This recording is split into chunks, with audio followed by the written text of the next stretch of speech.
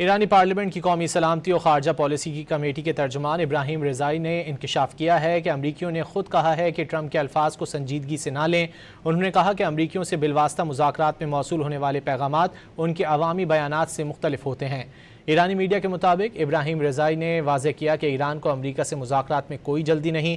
Tehran نے ایک بار بھی مذاکرات کی درخواست نہیں کی، بلکہ یہ امریکہ ہے جو مذاکرات کا خواہاں ہے۔ انہوں نے خبردار کیا کہ بیروت پر حملے دہرائے گئے تو اسرائیل کو سخت ترین سزا دی جائے گی۔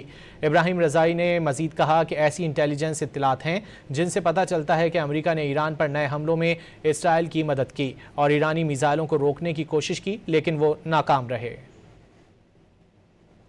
ایرانی پارلیمنٹ کی قومی سلامتی اور خارجہ پالیسی کی کمیٹی کے ترجمان ابراہیم رضائی نے انکشاف کیا ہے کہ امریکیوں نے خود کہا ہے کہ ٹرمپ کے الفاظ کو سنجیدگی سے نہ لیں۔ انہوں نے کہا کہ امریکیوں سے بالواسطہ مذاکرات میں موصول ہونے والے پیغامات ان کے عوامی بیانات سے مختلف ہوتے ہیں۔ ایرانی میڈیا کے مطابق ابراہیم رضائی نے واضح کیا کہ ایران کو امریکہ سے مذاکرات میں کوئی جلدی نہیں۔